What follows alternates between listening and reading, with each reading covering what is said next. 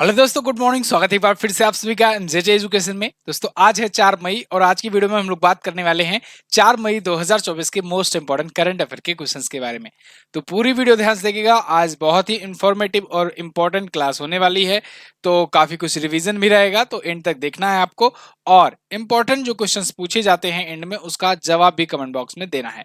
तो चलिए शुरुआत करते हैं अपने रिवीजन सेक्शन से। जैसा कि आप जानते हो, एक दिन पहले का हम लोग रिवीजन करते हैं, फिर आज की करंट अफेयर की तरफ बढ़ते हैं। कल हम लोगों ने पढ़ा था कि काठमांडू जो है ये दुनिया का सबसे प्रदूषित शहर बनकर के आया हुआ है आईक्यू एयर की नई लेटेस्ट रिपोर्ट में। 46वीं अंटार्कटिका संधि सलाहकार बैठकों की मेजबानी भारत करने वाला है 2024 में। और भारतीय सेना और पुनीत बालन ग्रुप ने अभी संविधान पार्क बनाने के लिए समझौता किया है। पुणे में ये पार्क बनाया जाएगा। आईआईटी मद्रास ई प्लेन की इलेक्ट्रिक एयर टैक्सी लॉन्च करेगा 2025 तक। भारत और इजरायल के बीच नई दिल्ली में संयुक्त सुरक्षा अभ्यास किया गया।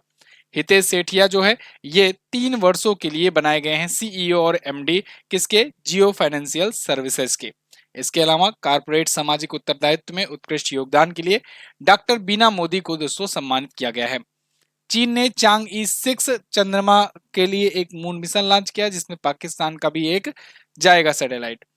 भारत जो है ये बांग्लादेश के प्रशासनिक अधिकारियों को अगले 5 साल तक और ट्रेनिंग देगा। और स्कूबा डाइविंग अभियान के दौरान ये पता चला कि मैक्सिको में दोस्तों दुनिया का सबसे गहरा ब्लू होल पाया गया है।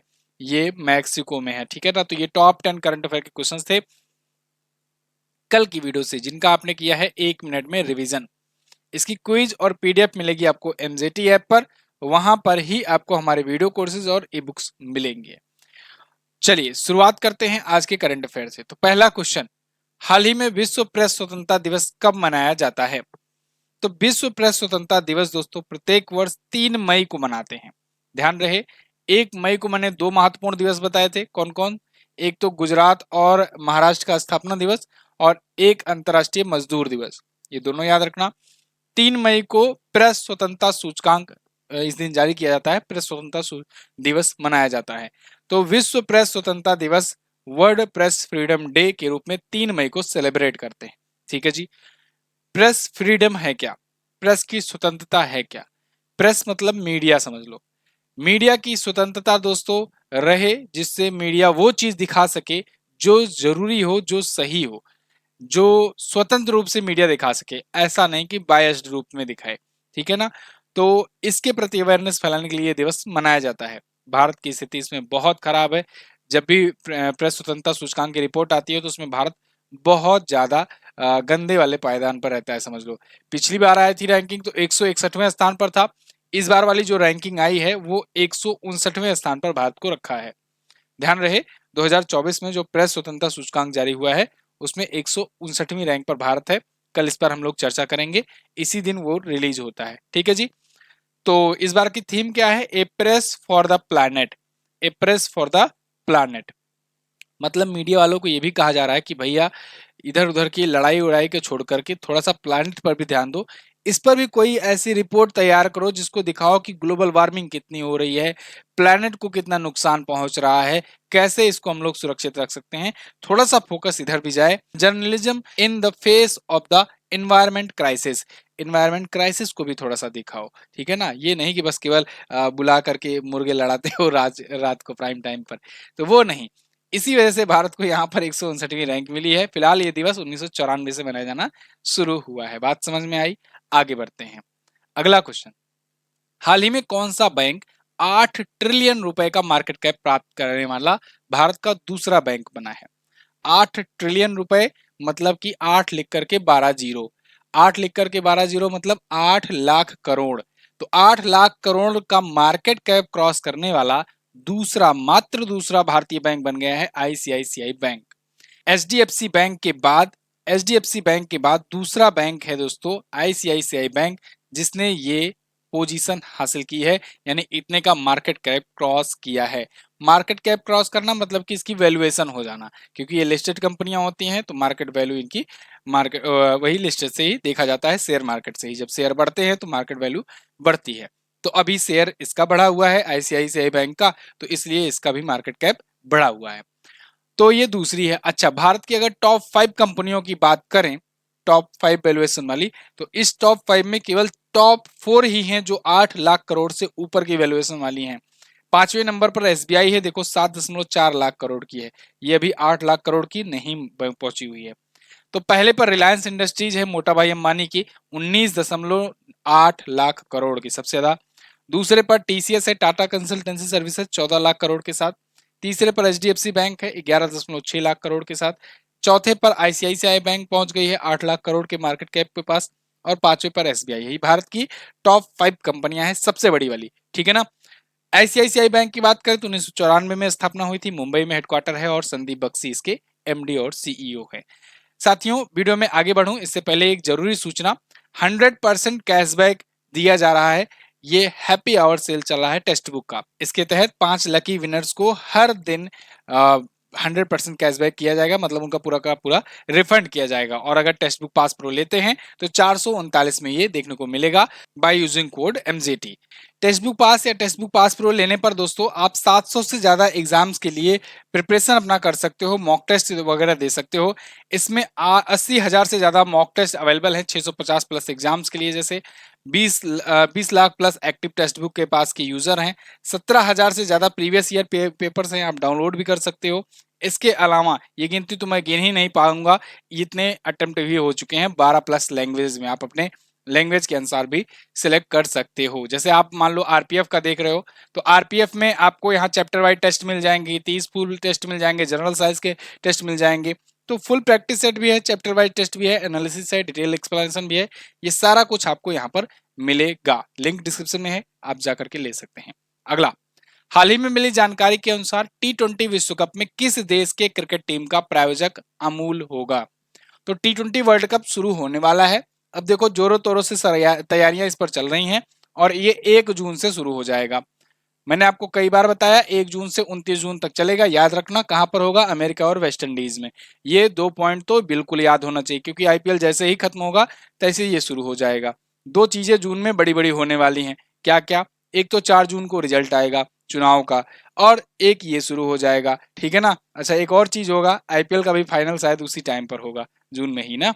तो यहाँ पर देखो क्वेश्चन ये पूछ रहा है कि इस T20 वर्ल्ड कप में किस देश की टीम का प्रायोजक होगा अमूल। तो अमूल जो है अमेरिका और दक्षिण अफ्रीका की टीम का प्रायोजक होगा, यानी कि स्पॉन्सर होगा। तो यहाँ पर अमेरिका और अफ्रीका, दक्षिण अफ्रीका, 2 टीमों का स्पॉन्सर करेगा अमूल, ठीक है ना। स्पॉन्सर मैंने आपको बताया है, जो टाइटल स्पॉन्सर होता है, टाइटल के पहले लिया जाता है जो सीरीज होती है, ठीक है ना। तो वो तो नहीं है, ये एक टीम का स्पॉन्सर होता है। जर्सी वगैरह पे आप देखते हो ना, मेन लिखा रहता है, वो टीम का स्पॉन्सर होता है, जर्सी का स्पॉन्सर कर सकते हो। तो वो होगा अमूल, ठीक है ना, जो अमेरिका और दक्षिण अफ्रीका करेगा। अमेरिका मेजबान देश है, क्योंकि 2 मेजबान देश हैं, अमेरिका और वेस्ट इंडीज, तो उनमें से एक अमेरिका मेजबान है। अमूल की स्थापना की बात करें तो 1946 में हुआ था। मुख्यालय इसका गुजरात में है और एमडी है जयन मेहता। अमूल के ही संस्थापक थे वर्गीज कुरियन, ठीक है ना, और जिन्हें हम लोग भारत में व्हाइट रेवोल्यूशन के जनक कहते हैं, ठीक है ना। अच्छा, एक चीज और, T20 विश्व कप का ब्रांड एम्बेसडर बनाया गया है युवराज सिंह को, ये भी ध्यान रखना। अगला, हाल ही में द हिंदू ने अंतरराष्ट्रीय समाचार पत्र डिजाइन प्रतियोगिताओं में कौन सा पुरस्कार जीता है। तो द हिंदू ने अभी कौन सा पुरस्कार जीता है, ये क्वेश्चन बना हुआ है। तो ये इसने अभी best of show, best of sport page और बेस्ट ऑफ डबल स्प्रेड, ये तीनों पुरस्कार जीते हुए हैं। अभी अंतरराष्ट्रीय समाचार पत्र डिजाइन प्रतियोगिता आयोजित हुई, उसमें द हिंदू अखबार को ये 3 अवार्ड मिले हुए हैं। किसके लिए मिले हैं, इस डिजाइन के लिए मिले हैं। यहाँ पर आपको ये व्यक्ति तो पहचान में आ रहे होंगे, नीरज चोपड़ा है। नीरज चोपड़ा की इन्होंने जिस प्रकार से तस्वीर बनाई और अपना कवर पेज पर इन्होंने छापा, पूरा का पूरा ये डबल पेज में जो छापा, तो इसी डिजाइन के लिए इनको ये अवार्ड मिला हुआ है, ठीक है ना। नीरज चोपड़ा पर क्राफ्ट और सक्सेस के लिए ये पाए हुए हैं अवार्ड, मतलब कि इसके लिए ये जीते हुए हैं। तो 3 अवार्ड है, best of show, best of sport page में गोल्ड, और best of double spread. Double spread मतलब वही खोल करके पूरा पूरा पन्ने में डबल स्प्रेड पे दोनों बढ़िया से छापा गया है। तो ये डिजाइन करने के लिए द हिंदू ने कहा। द हिंदू वही अखबार है जो इंटरनेट पर अपलोड होने वाला सबसे पहला अखबार है, ठीक है ना। ये क्वेश्चन पूछा गया है, आगे भी पूछा जाएगा। द हिंदू की स्थापना 1878 में की गई थी। हेडक्वार्टर चेन्नई में है, संपादक है इसके सुरेश नामवत। अगला, हाल ही में अडानी ग्रीन एनर्जी को कितने अंतरराष्ट्रीय बैंकों से कुल $400 मिलियन का फंड प्राप्त हुआ? तो अडानी ग्रीन एनर्जी को अभी 5 बैंकों ने, वो भी 5 अंतरराष्ट्रीय बैंकों ने $400 मिलियन का फंड प्रदान किया हुआ है। अडानी ग्रीन एनर्जी लिमिटेड आप देख रहे हो लगातार प्रोजेक्ट पर प्रोजेक्ट पा रही है। देखो जो बाकी जो इन्वेस्टर है ना वो भी बहुत सारा एनालिसिस करते हैं, देखते हैं कि कौन सी कंपनी के पास कितना ज्यादा प्रोजेक्ट जा रहे हैं, कौन सी कंपनी कितना बेहतर परफॉर्म करने आ रही है, किस सेक्टर में कितना ज्यादा उसका पकड़ है, मजबूत है, क्या उसके प्लान है, विजन है। तो इन सबको देखते हुए इन्वेस्टमेंट आता है। यहाँ पर देखो अडानी ग्रीन एनर्जी का $400 मिलियन का यहाँ पर फंड मिल रहा है, वो भी 5 अंतरराष्ट्रीय बैंकें मिल करके कर रही हैं। अभी बहुत ज्यादा दिन नहीं हुए, कुछ ही महीने हुए हैं। और हिंडनबर्ग वाली रिपोर्ट जब आई थी तो अडानी ग्रुप के शेयर लगातार गिर रहे थे ना। और अभी देखो अंतरराष्ट्रीय कंपनियां ही हैं, बैंकें ही हैं जो यहाँ पर आ रही हैं इन्वेस्टमेंट करने, क्योंकि उनको पता है कि ये जो है ग्राउंड लेवल पर इसके बहुत सारे इन्वेस्टमेंट पड़ रखे हैं। मतलब अगर डूबने भी वाली होगी कंपनी तो एसेट्स इतने फैले हुए हैं कि वहां से रिकवर किया जा सकता है। ठीक है ना, मतलब ऐसा नहीं है कि ये लोग ऑनलाइन पर ज्यादा डिपेंडेंट है। इनका जो कह सकते हैं वैल्यूएशन है वो ग्राउंड लेवल पर ज्यादा है। जैसे इनके पास पोर्ट्स हैं, बंदरगाह वगैरह, जिनके जैसे इनके पास एयरपोर्ट्स हैं, ठीक है ना, बहुत सारे हैं। तो इन सब की वजह से इनको इनके कंपनियों में इन्वेस्टमेंट ज्यादा आता है, अडानी ग्रीन एनर्जी में। और अभी मैंने कुछ दिन पहले ही बताया कि ये 10 गीगावाट का 10 गीगावाट का रिन्यूएबल एनर्जी प्रोजेक्ट पर ये काम कर रहे हैं। इतने की क्षमता वाला ये प्लांट विकसित कर लिए हैं, आगे का टारगेट इनका और भी है। तो फिलहाल अडानी ग्रीन की बात करें तो यहाँ पर ये 750 मेगावाट के पावर प्रोजेक्ट के लिए ये उठाए हुए हैं पैसा, ठीक है ना। तो 400 मिलियन अमेरिकी डॉलर या कहे इसे 40 करोड़ डॉलर कर सकते हो हिंदी में। ये 5 वो बैंकें हैं बड़ी बड़ी जिन्होंने इसमें इन्वेस्टमेंट किया हुआ है। चलिए, Adani green energy Adani group का ही है। हाल ही में भारत की तीसरी महिला ग्रैंड मास्टर कौन बनी? तो देखो ये क्वेश्चन मैंने दिसंबर में भी आपको बताया था। भारत की तीसरी महिला ग्रैंड मास्टर बनी है वैशाली रमेश बाबू। दिसंबर में ये बनी थी, लेकिन अभी क्वेश्चन क्यों बना है? अभी क्वेश्चन इसलिए बना है क्योंकि जो फिडे नाम की जो संस्था है ना, अंतरराष्ट्रीय चेस फेडरेशन, उसने अभी इनको बुला करके सम्मानित किया है, तीसरे ग्रैंड मास्टर की पदवी या कहे उपाधि इनको दी है।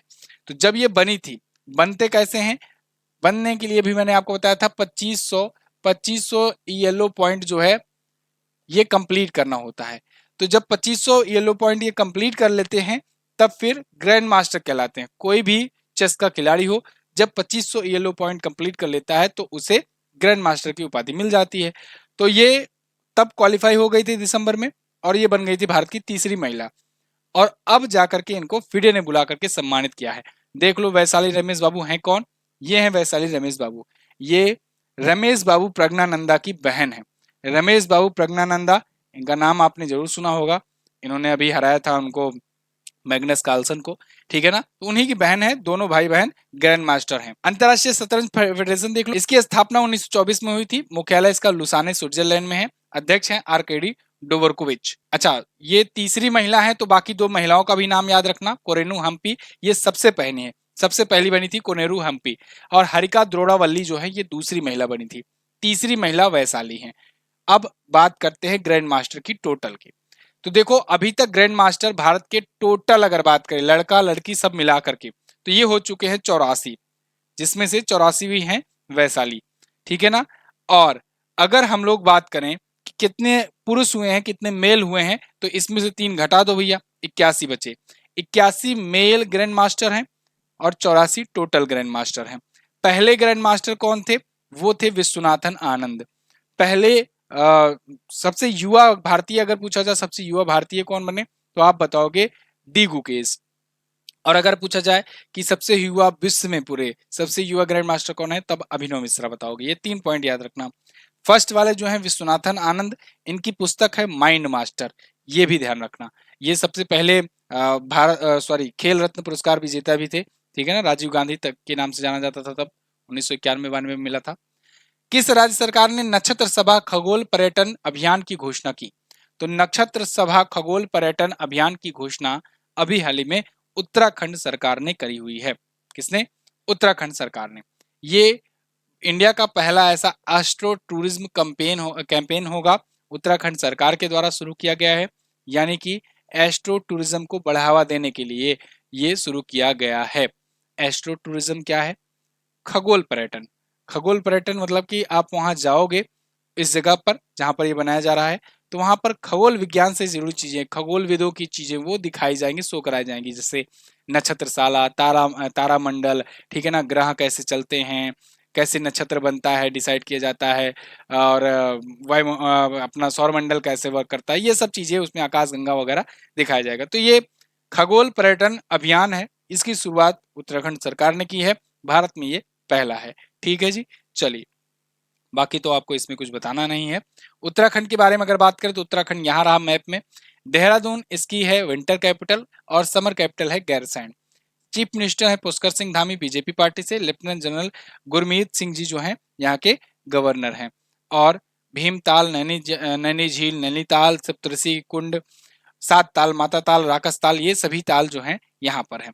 जिम कॉर्बेट नेशनल पार्क ये भारत का पहला नेशनल पार्क है, और इसे बाद में, पहले इसका नाम हेली नेशनल पार्क था, फिर जिम कॉर्बेट किया गया, और अभी नाम इसका बदल करके रामगंगा नेशनल पार्क कर दिया गया है, क्योंकि ये रामगंगा नदी के किनारे बसा है। आपसे पूछा जाएगा जिम कॉर्बेट नेशनल पार्क किस नदी के किनारे है, तो आप बताओगे रामगंगा नेशनल पार्क हो गया है इसका नाम, क्योंकि ये रामगंगा नदी के किनारे है।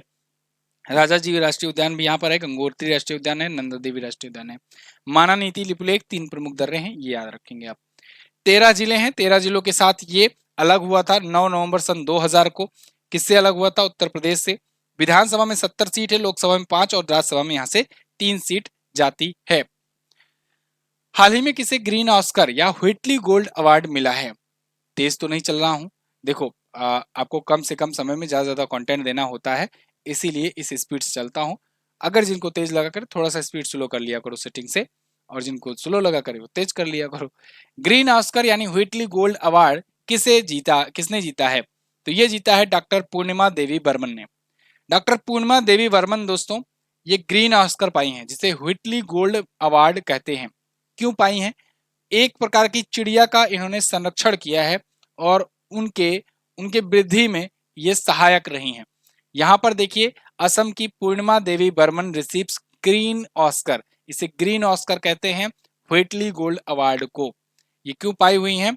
क्योंकि इन्होंने एक लुप्त प्राय ग्रेटर एडजुटेंट स्टॉर्क है, जिसे हरगिला कहते हैं। हरगिला वहाँ के लोकल रीजनल लैंग्वेज में बोलते हैं असम में। तो असम का ये एक वन्य जीव है, और इसी की मतलब संरक्षण के लिए, क्योंकि ये धीरे धीरे लुप्त होता जा रहा था, इसकी संख्या 450 रह गई थी, लेकिन इनके प्रयासों से, इनके संरक्षण के प्रयासों से अब इनकी संख्या बढ़कर के 1800 हो गई है, और इनके इस प्रयास को देखते हुए इनको व्हिटली गोल्ड अवार्ड दिया गया है। क्लियर है ना? चलिए अगला देखते हैं, कुछ और पुरस्कार देख लो आप। जैसे अभी एआई एंकर सना को अभी ग्लोबल मीडिया अवार्ड 2024 दिया गया। रणदीप हुड्डा को लता दीनानाथ मंगेशकर पुरस्कार विशेष सम्मान से सम्मानित किया गया। Cillian Murphy 21वां Aaris film award पाए। रतन टाटा जी को KISS मानवतावादी पुरस्कार मिला। अमिताभ बच्चन जी को लता दीनानाथ मंगेशकर पुरस्कार। पावालूरी सुब्बा राव को ASI का आर्यभट्ट पुरस्कार। आचार्य लोकेश मुनि को गोल्ड वॉलंटियर सर्विस पुरस्कार, और डॉक्टर निकेश जैन मारहानी को glamour and life time achievement award मिला है। ठीक है जी, आगे बढ़ते हैं। देखो साथियों, वीडियो को लाइक वगैरह भी कर दिया करो ना, लाइक कर दिया करो, कमेंट कर दिया करो, अच्छा लगेगा हमको। अगला, हाल ही में आयोजित गल्फ यूथ गेम्स 2024 में पदक तालिका में कौन सा देश शीर्ष पर है? तो देखो, जैसे भारत में होता है ना खेलो इंडिया यूथ गेम, और काफी पॉपुलर हुआ, काफी ये सक्सेस रहा। खेलो इंडिया यूथ गेम जो है बहुत ज्यादा सक्सेस रहा, इतना सक्सेस रहा कि आप जान लो खिलाड़ियों को एक मंच मिल सका, भारत में एक प्लेटफॉर्म मिल जाता है, जिसकी वजह से वो अपना अपना प्रदर्शन निखार सकते हैं और प्रैक्टिस भी कर सकते हैं। साथ ही साथ इससे इनकम भी हो जाती है, ठीक है ना। आप जानते हो 8 साल तक 5-5 लाख रुपए दिए जाते हैं, जो पहले 1000 मेडल विजेता होते हैं। तो खेलो इंडिया यूथ गेम के तर्ज पर भारत में खेलो इंडिया हॉकी गेम शुरू करने की बात हुई, खेलो इंडिया विंटर गेम शुरू हुआ, खेलो इंडिया यूनिवर्सिटी गेम शुरू हुआ, ठीक है ना। ये सब खेलो इंडिया यूथ गेम की सफलता को देखते हुए हुआ। अब ये सफलता देख रहा था यूएई भी। यूएई ने कहा हम गल्फ यूथ गेम कराएंगे।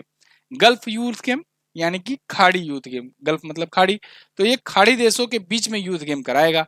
और यूथ गेम इसीलिए होता है जिससे हम लोग ओलंपिक जैसे या कॉमनवेल्थ जैसे गेम में, एशियन गेम्स में अपने बेहतरीन प्रदर्शन कर सकें।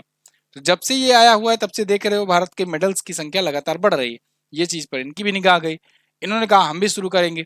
तो यूएई ने आयोजित किया ये पहला संस्करण है गल्फ यूथ गेम्स 2024 और इसमें यूएई ही टॉप पर रहा है। ठीक है ना, यूएई में आयोजित हुआ और यूएई ही इसमें टॉप पर रहा है। इनॉग्रल गल्फ यूथ गेम है, यानी कि पहला वाला उद्घाटन ये मैच था यूथ गेम का। तो इसमें 792 पदक प्रदान किए गए। टोटल 24 प्रकार के खेल प्रतियोगिताएं इसमें आयोजित की गई। पहले पर यूएई रहा 96 गोल्ड, 103 सिल्वर और 97 ब्रॉन्ज के साथ, टोटल 296 मेडल। दूसरे पर सऊदी अरब रहा 98 गोल्ड, 57 सिल्वर, 34 ब्रॉन्ज के साथ, टोटल 149 मेडल। तीसरे पर कुवैत रहा टोटल 126 मेडल के साथ। क्लियर है जी।